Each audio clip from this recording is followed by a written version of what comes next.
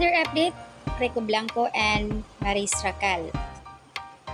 Ganito pala ka-sweet si Rico Blanco kay Maris Racal. Sa post naman sa IG post ni Rico Blanco kung saan ay mayroon siyang mensahe, napaka-sweet ng kanyang message para kay Maris dahil nga po sa kanyang birthday. More adventures and more dates and more memories with you. And happy birthday, my sunshine, my star, love. So, ayan po yung post niya at nakatag naman kay Maris. At dito, maraming mga photos na in-upload, mga sweet moments nila. Mayroon pang clip video kung saan ay hinalikan ni Maris habang nagda-drive si boyfriend. Napaka-sweet naman talaga ni Rico kay Maris. In fairness naman talagang tumagal ang relasyon nila. Na kahit anong batikos ng mga netizens kay Maris Racal, na Kisho, mas ahead talagang edad, malayo ang edad. Kung tingnan sila, parang anak lang si Maris, sa totoo lang. Pero never naman talaga si Maris kumbaga nagreklamo. Ayaw lang niya patulan ang mga bashers. Alam niya sa sarili niya. Sabi nga niya, bago niya pinasok isang bagay, inalam niya lahat. Kumbaga hindi niya pinagsisihan, alam niya. Mahal na mahal niya si Rico. Ganun lang yun. Age is doesn't matter ayon sa iba. Blooming ang aming ate Maris. Pero ang kanyang partner, ewan ko lang, sabi dito sa comment. And yung suot niya sa first pic na parang 90s kaloka.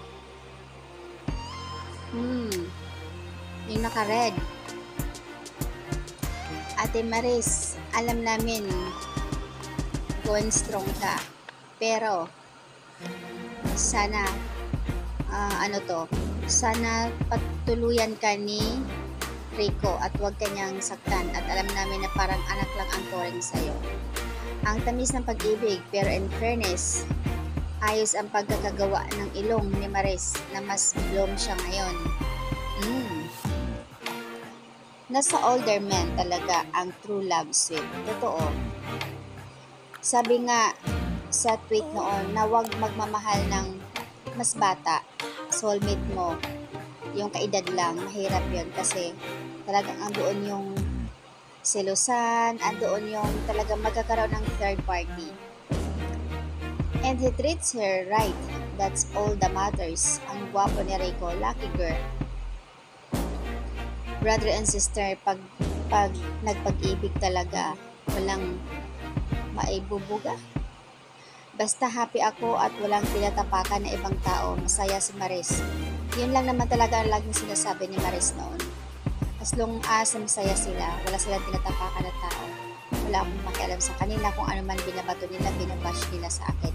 Kung ay nagmahal lang at hindi ko naman sinasadya, eto dumating sa punto na siya yung minahal ko. At hindi ako nagsisisi na kahit sabihin natin na mas ahit siya sa edad sa akin.